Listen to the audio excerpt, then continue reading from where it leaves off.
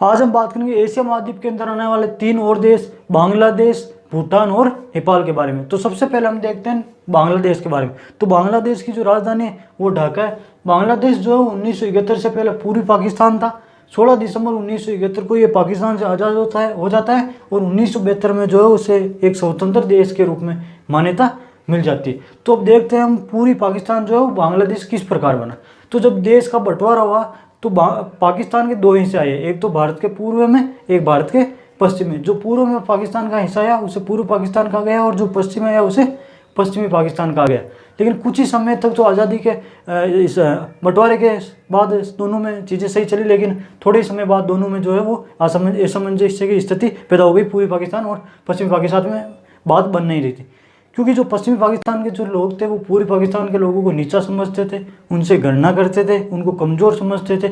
इसको लेकर पूर्वी पाकिस्तान के लोग पश्चिमी पाकिस्तान के लोगों से नाराज़ रहते थे। लेकिन इसी बीच होता क्या है कि पूर्वी पाकिस्तान के एक नेता थे जिनका नाम था शेख मुजीबुर रहमान, वो वहाँ से चुनाव जीत जाते हैं। जैसे ही वो चुनाव जीते पूर्वी पाकिस्तान से, ये चीज़ पश्चिमी पाकिस्तान के लोगों को सहन होती नहीं है कि वो कैसे चुनाव जीत सकता है। तो उन्होंने क्या किया, मुजीबुर रहमान को पकड़े गिरफ्तार कर लिया। अब जिस व्यक्ति को शासन करना चाहिए था उसको उन लोगों ने गिरफ्तार कर लिया। इस चीज़ को जो है वो पूर्वी पाकिस्तान के लोग इस चीज़ से भड़क गए और उन्होंने पश्चिमी पाकिस्तान के खिलाफ ज़बरदस्त विद्रोह चालू कर दिया। अब जैसे ही विद्रोह चालू किया तो पाकिस्तान ने वहाँ पर अपनी आर्मी भेज दी पूर्वी पाकिस्तान में। तो वो आर्मी वहाँ पे पहुंची और ज़बरदस्त लोगों पर अत्याचार करना चालू कर दिया, लूटपाट करना चालू कर दी। कहते हैं बड़ी मात्रा महिलाओं और लड़कियों के साथ बलात्कार करना चालू कर दिया। अब इसी समय भारत की जो प्रधानमंत्री थे वो थे इंदिरा गांधी। उस समय भारत की प्रधानमंत्री इंदिरा गांधी थी। तो मुजीबुर रहमान भारत आए दिल्ली में, इंदिरा गांधी से कहा कि भाई आप हमारी मदद कीजिए। तो इंदिरा गांधी ने कहा कि हम आपकी मदद कर देंगे, लेकिन हम सीधा सेना आपके वहाँ पूरी पाकिस्तान में नहीं भेज सकते। आप पहले अपनी एक सेना बनाइए, फिर हम उसकी सहायता करने के लिए आ जाएंगे। तो मुजीबुर रहमान ने कहा कि चलो ठीक है। तो मुजीबुर रहमान वापस पूरी पाकिस्तान में जाके अपनी एक मुक्ति वाहिनी नाम की एक सेना बनाते हैं। मुक्ति वाहिनी नाम याद रखना, मुक्ति वाहिनी नाम की एक सेना बनाते हैं। जैसे ही वो सेना पाकिस्तान की सेना के खिलाफ मोर्चा खोलती है, पीछे से भारतीय सेना आ जाती है और पाकिस्तान को चारों तरफ से घेर लेती है। अब जैसे ही पाकिस्तान चारों तरफ से घिरा, ऊपर आसमान से वायुसेना, जल से नौसेना, इधर से आर्मी। अब जैसे ही पाकिस्तान चारों तरफ से घिरा उसकी हवा होने लगी टाइट। तो उसने फ़ोन किया अमेरिका को कि भाई अमेरिका, तू ही मेरा माई बाप है, अब तू ही मुझे बचा सकता है, हालत हो गई है ख़राब। तो अमेरिका ने कहा कि इतना कह रहे हो तो चलो ठीक है मैं आ रहा हूँ। तो अमेरिका जो है अपना 7वां बेड़ा जहाज़ों का लेके आने को तैयार हो गया। 7वां बेड़ा जिसके अंदर 24 से 25 जहाज आते थे। जब ये खबर भारत को पता चली, क्योंकि भारत के पास तो सिर्फ एक विक्रांत ही था, तो जब ये बात भारत को पता चली कि अमेरिका जो है वो अपना 7वां बेड़ा जहाज़ों का लेके आ रहा है पाकिस्तान को बचाने के लिए, तो झट से भारत ने फ़ोन मिलाया रूस को कि देख भाई रूस, शीत युद्ध के समय हमने आपकी मदद की थी, अब बारी आपकी, आप हमारी मदद कीजिए। तो रूस ने कहा कि हमने कब मना किया, हम आ रहे हैं। उधर से रूस जो है अपना 20वां बेड़ा जहाज़ों का लेके आ गया। अब जब तक अमेरिका यहाँ पे पहुँचता उससे पहले ही रूस आके रास्ते में खड़ा हो गया। अब जब ये बात अमेरिका को पता चली भाई रूस पहले आ गए, बीच रास्ते में खड़ा हो गया, तो अमेरिका ने पाकिस्तान को फ़ोन किया, सॉरी बाबू आई एम टू लेट, ये कह के अमेरिका वापस चला गया। अब जैसे ये खबर पाकिस्तान को पता चली, पाकिस्तान की हो गई हवा टाइट और पाकिस्तान के 93,000 सैनिक भारतीय सेना के सामने आत्मसमर्पण कर देते हैं। ये विश्व रिकॉर्ड है, वर्ल्ड में ऐसा कभी नहीं हुआ कि 93,000 की फौज एक साथ आत्मसमर्पण कर दे। तो पाकिस्तान की पूर्वी पाकिस्तान में जो पाकिस्तान की सेना थी, 93,000 सैनिक भारत के सामने आत्मसमर्पण कर देते हैं और इस प्रकार एक नए देश, स्वतंत्र देश बांग्लादेश का निर्माण होता है। तो आई होप कि ये चीज़ आपको समझ में आई होगी किस प्रकार पूर्व पाकिस्तान बांग्लादेश बना था। तो 16 दिसंबर 1971 को ये आज़ाद हो जाता है पाकिस्तान से और 1972 में जो है पाकिस्तान इसे एक स्वतंत्र देश बांग्लादेश के रूप में मान्यता दे देता है। अब हम आगे देखते हैं। बांग्लादेश से भारत की सबसे ज़्यादा सीमा लगती है, तो बांग्लादेश के साथ भारत की सबसे ज़्यादा सीमा लगती है। त्रिपुरा इसमें 3 ओर से घिरा हुआ है, तो त्रिपुरा के 3 ओर बांग्लादेश आता है, तो ये भी आपको याद रखना है। त्रिपुरा कितनी ओर से बांग्लादेश से घिरा हुआ है, तो 3 ओर से। विश्व में 50% जूट एंड पटसन का उत्पादन केवल बांग्लादेश करता है। तो विश्व में 50% जो झूठ, जिसे हम पटसन कहते हैं, उसका इस्तेमाल केवल बांग्लादेश करता है। झूठ यानी जिसे बोरे बनाए जाते हैं, जैसे सब्जी और आपके ये हो गया फल फ्रूट, ये सारी चीज़ें हैं ना जिन बोरों में आती है वो बोरे झूठ के ही बने होते हैं। तो विश्व में 50% जूट एंड पटसन का उत्पादन जो है वो अकेला बांग्लादेश करता है। और बांग्लादेश की एक जगह है नारायणगंज, ये झूठ के लिए प्रसिद्ध है, तो इसी जगह का आपको भी नाम याद रखना है, नारायणगंज। अब हम देखते हैं चिकन नेक या सिलीगुड़ी किसे कहते हैं। तो भारत और बांग्लादेश के बीच 33 किलोमीटर एक पतला क्षेत्र है। तो भारत और बांग्लादेश के बीच ये 33 किलोमीटर का पतला क्षेत्र है। यही जो है वो भारत के पूर्वी राज्य से भारत को जोड़ता है। यदि ये कट गया ना तो भारत का संपर्क अपने पूर्वी राज्य से भी कट जाएगा।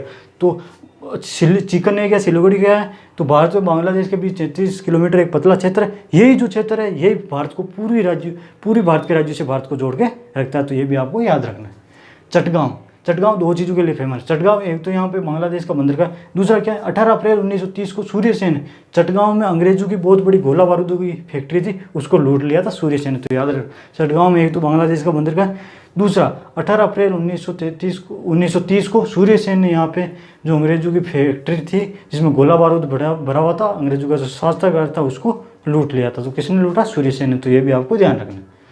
गुरुदेव रविंद्रनाथ टैगोर की कविता अमर सोनार बांग्ला बांग्लादेश का राष्ट्रगान है। याद रखना, गुरुदेव रविंद्रनाथ टैगोर पूरे वर्ल्ड के एकमात्र नेता हैं जिनको द्वारा लिखे गए राष्ट्रगानों को 2 देश ने मान्यता दी।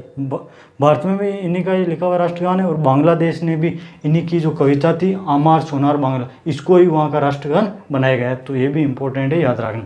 रविंद्रनाथ टैगोर ने 2 के द्वारा बनाए गए राष्ट्रगानों को 2 देशों ने मान्यता दी, एक तो भारत ने और एक बांग्लादेश ने। तो बांग्लादेश का जो राष्ट्रगान है वो गुरुदेव रविंद्रनाथ टैगोर द्वारा जो कविता लिखी गई है अमर सोनार बांग्लो, उसको ही राष्ट्रगान बनाया हुआ है। अब हम बात करते हैं भूटान की। तो भूटान की जो राजधानी वो थिम्पू।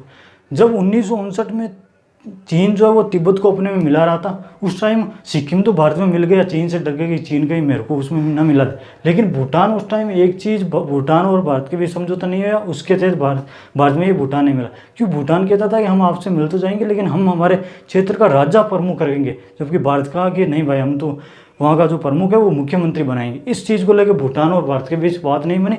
और वैसे ही देखें तो भूटान की जो सुरक्षा की जिम्मेदारी है वो भारत की है, भारत इसकी सुरक्षा करता है। तो भूटान की जो राजधानी वो थिम्पू है। भूटान 3 ओर से भारत से घिरा है और एक तरफ से चीन से घिरा है। तो भूटान जो 3 तरफ से भारत से घिरा हुआ है और एक तरफ भूटान के चीन।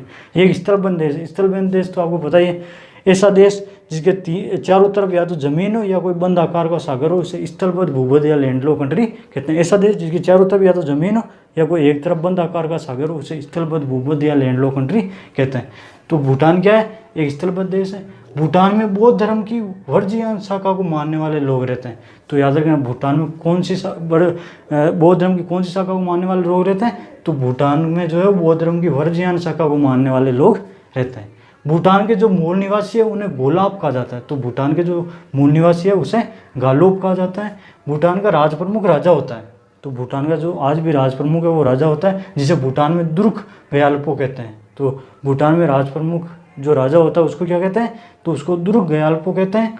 और इस राजा को हटा सकते हैं यदि भूटान की संसद, जिसे दुकायु कहते हैं, वो यदि 2/3 बहुमत से इसके खिलाफ प्रस्ताव पारित कर दे तो राजा को हटाया भी जा सकता है। तो ये भी भूटान में नियम है। और ये जो राजा होता है ये वंशानुगत होते हैं। भूटान में जो है वो एक काला पर्वत है जिसकी सबसे ऊंची चोटी कुला कागरी है। तो याद रखना, भूटान में एक काला पर्वत है जिसकी सबसे ऊंची चोटी कुला कागरी। भूटान में ताला, दोगाचू, चूका और 3 चूका। भूटान में 3 बिजली घर है, क्योंकि भूटान में क्या है, पहाड़ बहुत ज़्यादा है, तो इसलिए पानी बहुत तेज़ी से ऊपर से नीचे आता है, इसलिए बिजली बनाने में आसानी हो जाती है। तो भूटान में 3 भारत की मदद से 3 बिजली घर भारत ने यहाँ पे बनाए। एक तो ताला, एक दोगाचू, एक चूका। ये इन 3 बिजली घरों का नाम याद रखना आपको, ताला, दोगाचू और चूका। यहाँ भूटान में ये 3 बिजली घर है। अब हम बात करते हैं नेपाल के बारे में। तो नेपाल की जो राजधानी है वो काठमांडू है। नेपाल जो 3 ओर से भारत में एक तरफ से चीन से घिरा है और ये भी एक लैंडलॉक कंट्री है।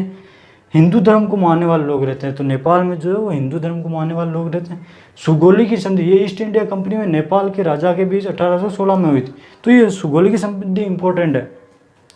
इस सुगोली की संधि में ईस्ट इंडिया कंपनी और नेपाल के राजा के बीच बहुत सारे समझौते हुए थे, लेकिन हमारे लिए जो महत्वपूर्ण है वो है नेपाल और भारत की सीमा को लेकर, क्योंकि अभी इसको लेकर हाल ही में काफ़ी चर्चाएं हुई थी। इस संधि में कहा गया है कि जो काली नदी है जो कि काला पानी क्षेत्र से आती है, उस नदी के एक तरफ वाला क्षेत्र तो होगा भारत की सीमा होगी और उस तरफ वाला नेपाल होगा। लेकिन अभी जो नेपाल कह रहा है कि नहीं भाई, हमारा जो लिम्पियाधुरा जो कि काली नदी से थोड़ा आगे का क्षेत्र है वहाँ तक हमारी सीमा है, जबकि सुगोली संधि में स्पष्ट लिखा हुआ है कि जो काली नदी है वही भारत और नेपाल के बीच सीमा का विभाजन या सीमा को निर्धारित करेगा। तो ये याद रखनी, सुगोली संधि ये कब हुई थी? 1816 में हुई थी। संसार का सर्वोच्च शिखर माउंट एवरेस्ट, जिसकी ऊंचाई 8,848 मीटर है, वही कहाँ पे है, नेपाल में। और संसार की 8000 मीटर से ऊंची चोटियाँ हैं 14, पूरे संसार में 8000 मीटर से ऊंची चोटियाँ संसार में कितनी, 14, उनमें से 8 चोटियाँ नेपाल में। तो सबसे ऊंची चोटियाँ नेपाल में पाई जाती है, तो ये भी याद रखना। नेपाल में कुछ प्रमुख स्थल है उसके बारे में देखते हैं। लुम्बिनी, यहाँ पे महात्मा बुद्ध का जन्म हुआ था। जनकपुर, यहाँ पे माता सीता का जन्म हुआ था। पशुपतिनाथ, यहाँ पे पशुपतिनाथ का मंदिर है। मुक्तिनाथ, ये जो है वो वैष्णव बौद्ध धर्म को मानने वालों का ये प्रमुख मंदिर है। और कंकनी, ये यहाँ का एक पर्यटक स्थल है।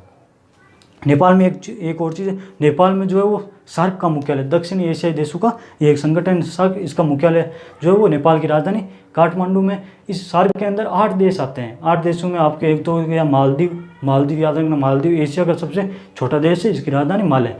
तो मालदीव हो गया, भारत, पाकिस्तान, बांग्लादेश, श्रीलंका, नेपाल, भूटान और अफगानिस्तान, ये 8 देश जो है वो सार्क के अंदर आते हैं, जिसका मुख्यालय काठमांडू। तो आई होप कि ये सारी चीज़ें आपको समझ में आई होगी। अगले वीडियो में हम बाकी एशिया महाद्वीप के बचे हुए 3 देशों के बारे में पढ़ेंगे। तब तक के लिए जय हिंद। आप लीजिए इसका स्क्रीन शॉट।